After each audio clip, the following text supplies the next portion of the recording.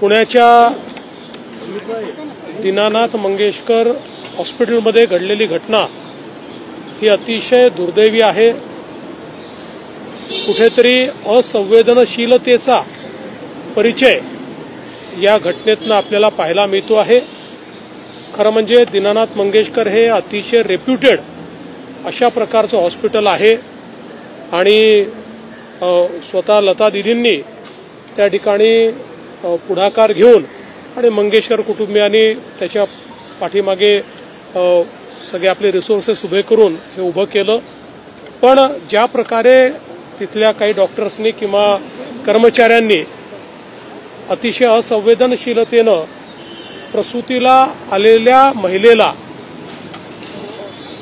त्या ठिकाणी ऍडमिट करून घेण्यास नकार दिला किंवा अधिकचे पैसे मागितले, अशा प्रकारचा जो विषय या ठिकाणी आलेला आहे। लोकांमध्ये अतिशय चीड या संपूर्ण प्रकरणाची आहे।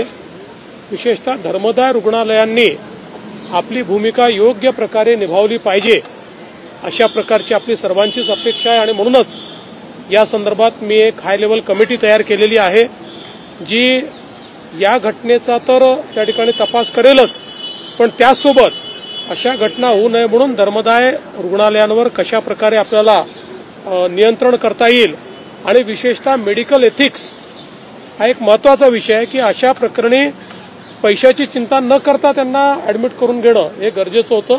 त्यामुळे एथिक्सचं पालन होतंय की नाही या संदर्भात देखील आपण प्रयत्न करणार आहोत। खरं म्हणजे स्वतः जो आमचा मुख्यमंत्री कक्ष आहे त्यांनी देखील या प्रकरणामध्ये लक्ष घातलं होतं, परंतु दुर्दैवाने योग्य प्रतिसाद हा त्या ठिकाणी रुग्णालयाकडनं काही मिळालेला नाही आणि म्हणूनच आता अशा प्रकारच्या घटना पुढे होऊ नये म्हणून अतिशय कडक अशा प्रकारची कारवाई या ठिकाणी करण्याचा आमचा मानस आहे। उच्च न्यायालयाचे आदेश आहेत मात्र तरीही काय उच्च न्यायालयाचे आदेश असतानाही अशा प्रकारे रुग्णालय वागत आहेत।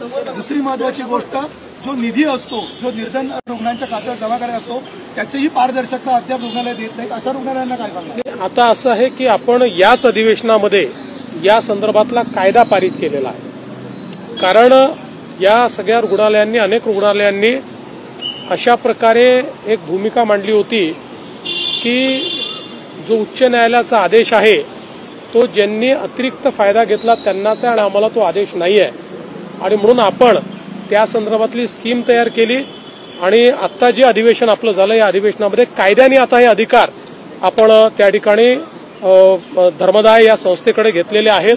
धर्मदाय ही संस्था इंडिपेंडेंटली चालते, पण त्याच्यामध्ये काही ना काही नियंत्रण हे राज्याच्या लॉ अँड ज्युडिशरी विभागाचं आहे।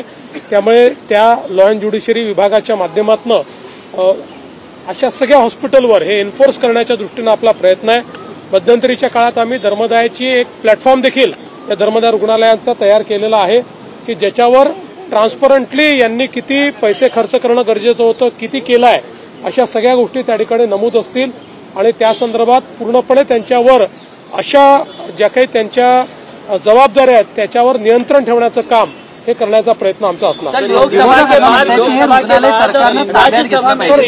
असं आहे की रुग्णालय ताब्यात असं घेता येत नाही।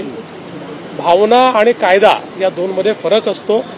त्यामुळे जी धर्मदाय रुग्णालय असतात ही अशा प्रकारे सरकारला आपल्या ताब्यात घेता येत नाही, पण त्याच्यामध्ये जर काही अनियमितता असतील तर धर्मदाय आयुक्तांना हे अधिकार आहेत की ते त्याच्या संदर्भातले निर्णय घेऊ शकतात।